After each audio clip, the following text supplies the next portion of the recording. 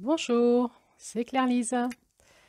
Pour cette quatrième audio sur l'ego, j'avais envie de revenir avec vous sur la notion de l'abus, et entre autres de l'abus spirituel, peut-être qui est moins connu, mais qui est très présent. On a vu que l'ego dysfonctionnel, on pouvait distinguer un ego sain d'un ego dysfonctionnel, l'ego étant la structure que prend la vie en nous, dans la matière. Et l'ego dysfonctionnel, c'est un excès de structure qui s'amplifie et qui prend tout l'espace et qui, finalement, au lieu de soutenir la vie, la sclérose et l'enferme et la détruit. C'est mon regard que je proposais sur la définition de l'ego sur les audios précédentes. Maintenant, si on revient sur la notion de l'abus, c'est aussi un peu la même définition, c'est-à-dire abuser de quelque chose, c'est en prendre trop, en faire trop. Hein. Abuser du bon vin, c'est en avoir trop bu. Et la notion d'abus, c'est quand il y a de trop. Quand il y a de trop. De ce fait, ce mot-là, même, et par certains psychologues, est interrogé. Est-ce qu'on continue à parler d'abus, par exemple d'abus sexuels, ou est-ce qu'on parle de violence sexuelle, pour éviter de faire des confusions de mots. On est à la fin de notre parcours sur le masculin et on va basculer vers les lunes du féminin. Et on peut s'arrêter un moment et observer le côté de trop qui nous fait abuser des autres, abuser de nous, abuser de notre temps, de notre argent, abuser de la vie et qui pourrait nous amener dans de l'enfermement et dans de la dysfonctionnalité de la vie. Un dysfonctionnement, des fois j'invente des mots, je ne sais pas si ça se dit, la dysfonctionnalité de la vie. Ce qui est de trop en nous et ce qui est de trop chez les personnes qui nous entourent et ce qui est de trop, on le lâche. Voilà. Donc on peut observer dans ce masculin, ce qui est de trop, c'est les pensées, hein, les lois, les pensées rigides, les croyances, les dogmes, tout ce qui rigidifie la pensée, qui enferme la vie, qui rigidifie les relations, qui rigidifie la vie, les structures trop sclérosantes. Donc ça, c'est l'excès hein, de l'esprit. On a vu qu'une des caractéristiques du masculin, c'était la puissance. Et l'excès de puissance peut amener dans un abus de pouvoir psychique, pouvoir de charisme, pouvoir physique. Et on mettra peut-être là les abus sexuels, l'excès de savoir séduire à l'excès, de séduire les femmes et de les amener là où on veut qu'elles soient pour faire ce qu'on veut d'elles. Il y a l'abus psychologique, évidemment, l'emprise, la manipulation, l'endoctrinement,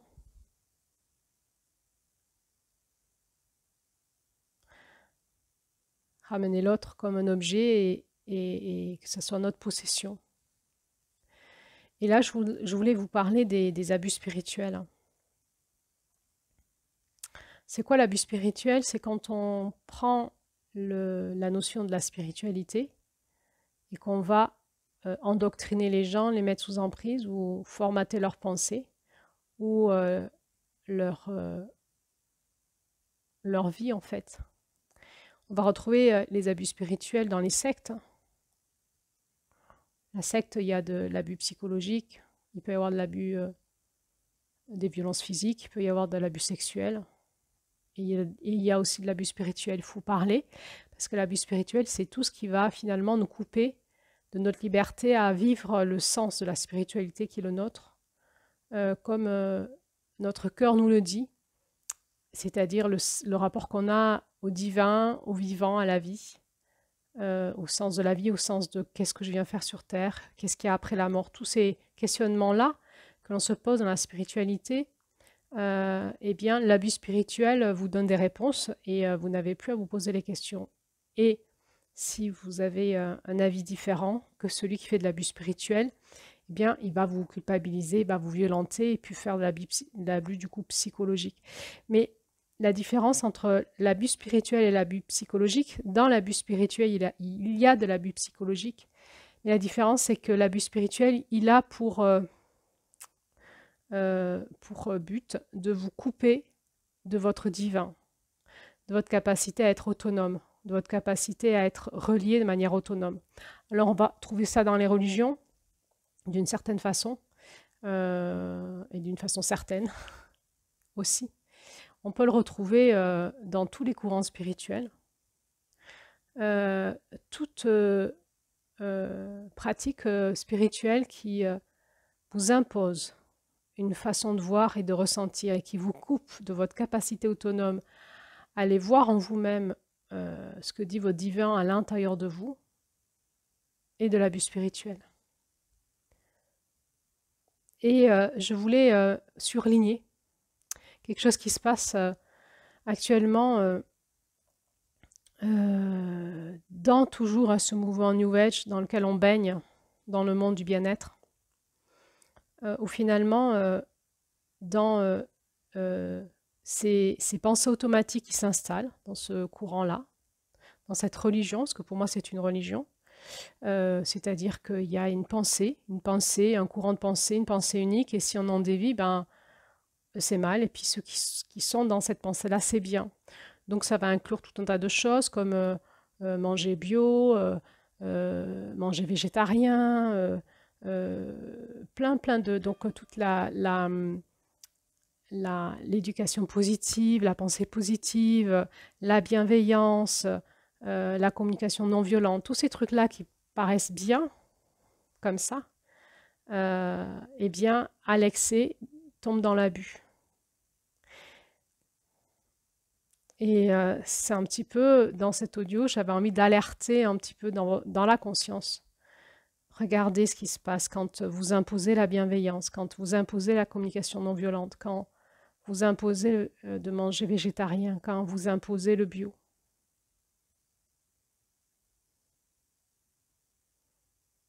Est-ce que c'est possible que quelqu'un ait sa spiritualité à lui, ne mange pas végétarien, mange des animaux? Est-ce que c'est possible que quelqu'un ait un chemin spirituel personnel et ne mange pas bio? Est-ce que c'est mal? Est-ce que c'est bien? Est-ce que c'est possible que quelqu'un ait son chemin spirituel et n'est pas dans la pensée positive ou dans l'éducation positive? Ou n'est pas fan de la bienveillance ou de la communication non violente?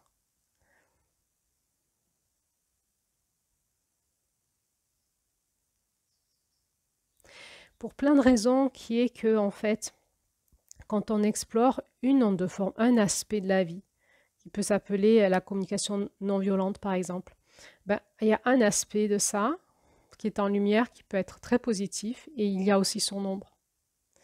Et vous aurez toujours dans votre entourage des gens qui vont regarder tous les dégradés de couleurs de vos croyances, de vos pratiques, et qui vont aussi en surligner l'ombre, et qui ne vont pas être adeptes parce qu'ils en voient aussi l'ombre. Et finalement, tout excès de lumière ramène à l'ombre, et je ne parle pas là de la lumière noire, mais bien de l'ombre, c'est-à-dire qu'il y a un moment, on bascule dans l'inversion. Et on peut être dans une bienveillance toxique.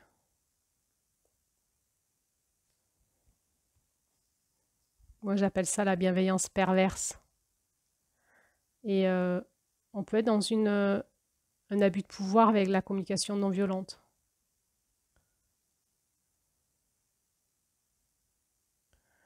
Je ressens que tout ce qui est excès du masculin, excès des croyances, excès des règles de vie, excès des pratiques bien pensantes nous éloigne du cœur, nous ramène à des lois religieuses, au bien ou au mal, à la dualité et à l'abus. Et là, moi, j'appellerais ça l'abus spirituel.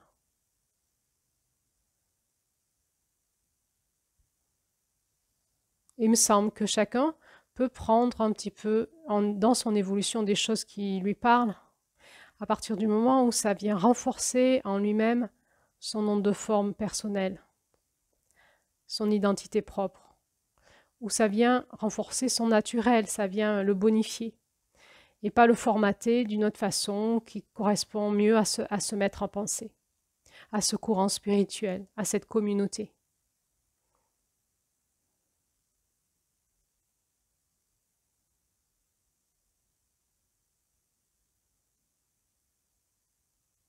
Finalement, dans toute cette recherche spirituelle qu'il y a dans le monde du bien-être, hein, et c'est pour moi une bonne chose probablement, il y a un appel de nos âmes à retrouver le sacré dans nos vies et la nature, le naturel et le divin. Il y a un élan, il y a un appel, mais finalement aujourd'hui je crois que le, la soif que nous avons, c'est de revenir à la liberté à être et pas au bien faire. Et on retombe dans le piège du bien faire. Et c'est vraiment un piège. Ça nous éloigne de l'amour du cœur, de l'humain. Et finalement, ce chemin de nous ramener dans l'être et toujours dans le chemin de l'écoute du cœur va nous ramener à la tolérance,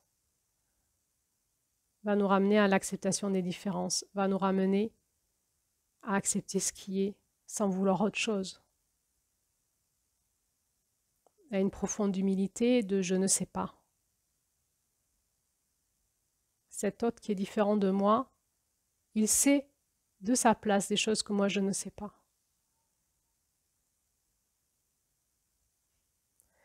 Voilà ce que j'avais envie de vous dire sur ce dernier audio sur l'ego et aussi un peu pour conclure le chemin du masculin avant de basculer vers les lunes du féminin. Alors là, on va se tourner vers toutes les audios bonus. C'est du bonus, apprendre ou à laisser. Il y aura des sujets sur la société. On va parler du burn-out parental. On va revenir sur la sexualité après l'accouchement pour faire un point d'honneur aux femmes avant de basculer vers le féminin. On va parler de l'homosexualité, du transgenre, des flammes jumelles et peut-être encore des choses que j'oublie. Alors, je vous souhaite une bonne fin de mois de juillet et on se retrouve après les audios bonus pour conclure la porte du Sud et aussi conclure tout ce trajet du masculin ensemble avant de s'ouvrir à la lune du féminin qui sera, la première lune sera la lune d'août. À bientôt.